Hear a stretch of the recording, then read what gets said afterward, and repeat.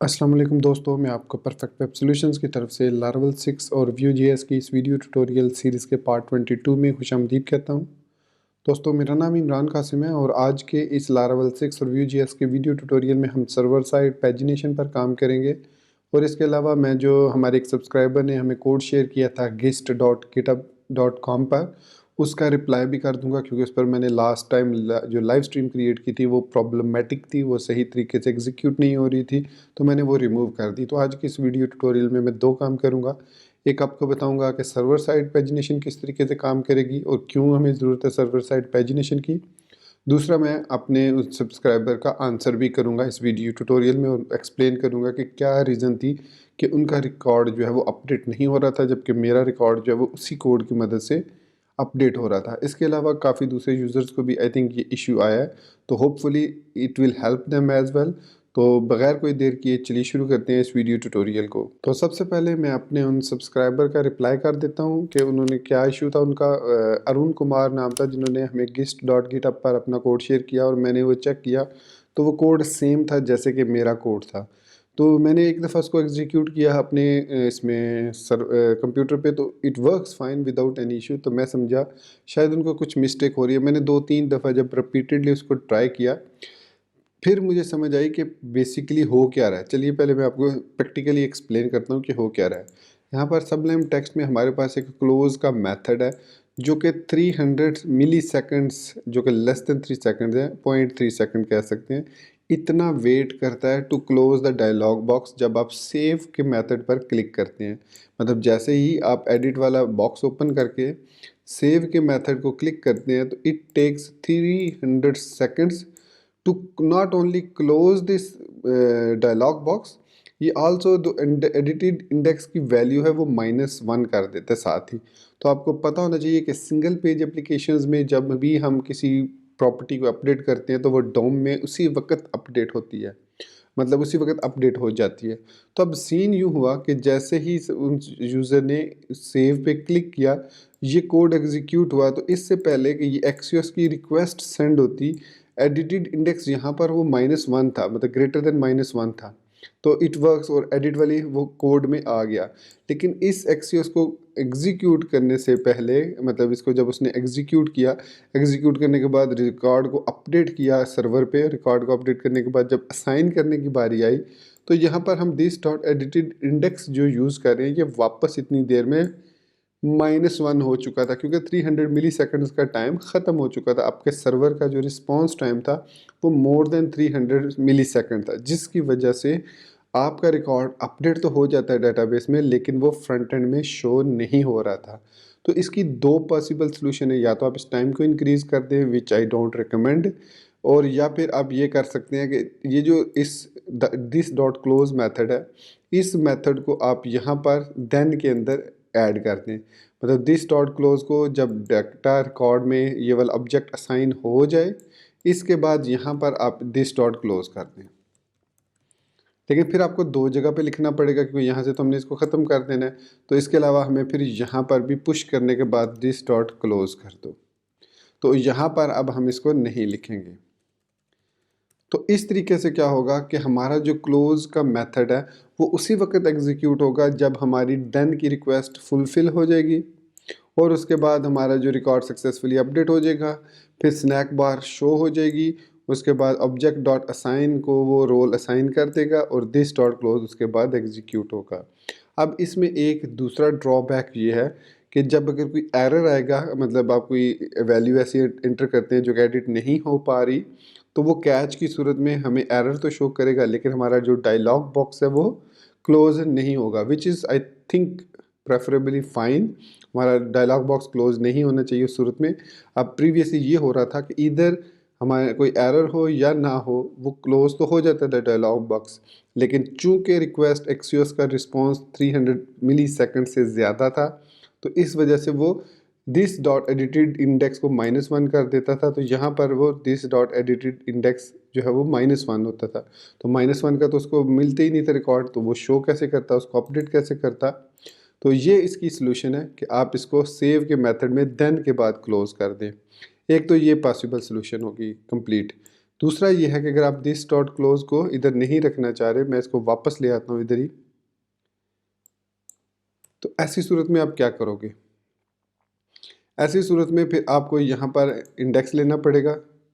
यहाँ पर हम लिखेंगे constant index is equal to this dot edited index. अब इससे क्या होगा कि जो एडिटेड इंडेक्स की वैल्यू होगी वो इस इंडेक्स के वेरिएबल में आ जाएगी। अब भी ये बेशक -1 होता रहे, हमें उससे कोई फ़र्क नहीं पड़ेगा। हमारा ये इंडेक्स जो है वो हमारे लिए इस जगह पर रोल प्ले करेगा और हमारे रिकॉर्ड सक्सेसफुली ना सिर्फ अपडेट हो जाएगा बल्कि वो शो भी हो जाएगा अपडेट होने के बाद। तो फिर हम यहाँ पर दिस क्लोज रख सकते हैं, क्योंकि यहाँ पर दिस क्लोज हमें रखने की ज़रूरत ही नहीं है। ये रिकॉर्ड पुश होगा, पुश होने के बाद वो ऑटोमेटिकली जैसे ही रिकॉर्ड पुश होता है तो डेफिनेटली क्लोज बेशक वो हो चुका हो, वो रिकॉर्ड जो है वो हमें शो होगा। तो इसके अलावा कुछ दोस्त कह रहे थे कि स्नैक बार जो है वो शो नहीं कर रहा, टेक्स्ट पॉपअप विंडो शो होती है। तो मेक श्योर कीजिए कि यहाँ पर आपने टेक्स्ट प्रॉपर्टी, जैसे ये दिस डॉट टेक्स्ट है रिकॉर्ड अपडेटेड सक्सेसफुली, ये आपने देन में ज़रूर लिखा हो, या एरर अपडेटिंग रिकॉर्ड, और यहाँ पर आपने टेक्स्ट का वेरिएबल क्रिएट किया हुआ हो इस जगह पर डाटा वाले मेथड में। ये देखिए मैंने टेक्स्ट का मेथड किया हुआ ऐड जो कि बाय डिफ़ॉल्ट एम्प्टी है। तो जब तक आप इसमें वैल्यू ऐड नहीं करेंगे किसी भी तरीके से तो वो काम नहीं करेगा। तो ये था सॉल्यूशन उस प्रॉब्लम की जो मोस्टली हमारे सब्सक्राइबर फेस कर रहे थे, तो इसको मैंने डायग्नोज करके सॉल्व कर दिया। अब आपके पास दो सॉल्यूशन है, या तो आप इंडेक्स को यूज़ कर लें, कॉन्स्ट इंडेक्स क्रिएट कर लें यहाँ पर सेव मेथड के अंदर यहाँ पर, या दिस डॉट क्लोज को साइन कर दें इस देन के अंदर। अब आप पे आपकी चॉइस है आप कैसे काम करते हो। तो अब हम बढ़ते हैं अपने एक्चुअल वीडियो ट्यूटोरियल की तरफ। एक्चुअल जो हमारा आज ट्यूटोरियल था वो ये था कि किस तरीके से हम जो है वो पैजिनेशन को सर्वर साइड पे क्रिएट कर सकते हैं। अब ये पैजिनेशन को सर्वर साइड पे क्रिएट करने की ज़रूरत इसलिए पेश आई कि अगर आप यहाँ पर देखें तो हमारे पास 18 या 20 रिकॉर्ड्स हैं, 19 रिकॉर्ड हैं टोटल। ये देख सकते हैं, ये 19 के 19 रिकॉर्ड यहाँ पर लोड हो रहे हैं और पैजिनेशन काम कर रही है, बाय डिफ़ॉल्ट पैजिनेशन काम कर रही है, सारे फीचर इसके वर्किंग फ़ाइन है। लेकिन प्रॉब्लम ये है कि जस्ट इमेजिन आपके पास 100,000 रिकॉर्ड्स है, 1000 कह लें, 2000 रिकॉर्ड कह लें। सो व्हाट विल हैपन, जब ये टेबल में लोड होगा तो it will take a lot of time to render those contents on the screen. एक दफ़ा वो हो जाएंगे तो फिर तो सिंगल पेज एप्लीकेशन होगी, वो फिर एरेज में से आप खुद मैनिपुलेट होंगे। लेकिन आपकी जो फर्स्ट टाइम लोड है आपकी वेबसाइट का वो टाइम इंक्रीज़ कर देगा। तो इसके लिए हमें रिकॉर्ड्स को चंक्स में लोड करना है। तो चंक्स में लोड करने के लिए हमें सर्वर से पैजिनेशन के फीचर को ऐड करना है। तो हम ऑलरेडी लारावल 6 के अंदर पैजिनेट और सिंपल पैजिनेट मेथड्स को देख चुके हैं कि ये दोनों मेथड पैजिनेशन के लिए यूज़ होते हैं।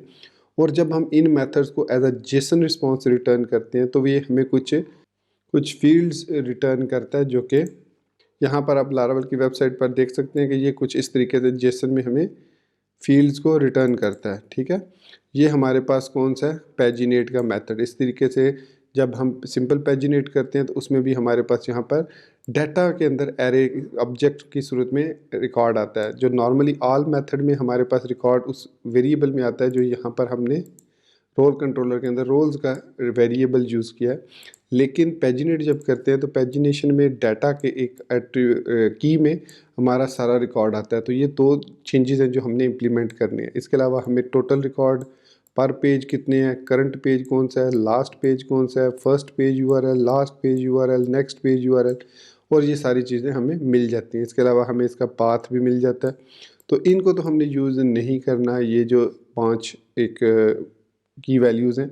हम सिर्फ यूज़ करेंगे total, per page, current page, last page, from to, इनको ही इन्हीं में से कुछ को यूज़ करेंगे। और दूसरी चीज़ जो लारावल व्यूटीफाई या व्यूजेएस के अंदर जो बिल्ट इन कैलकुलेशन मेथड है उसको भी हम यूज़ कर सकते हैं, लेकिन यहाँ पर हम सर्वर साइड रेंडरिंग को यूज़ करेंगे।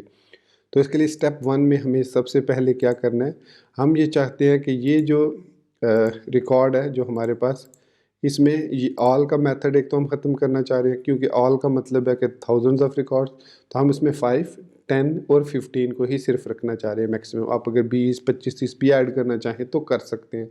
मैं यहाँ पर 5, 10 और 15 सिर्फ रखना चाह रहा हूँ।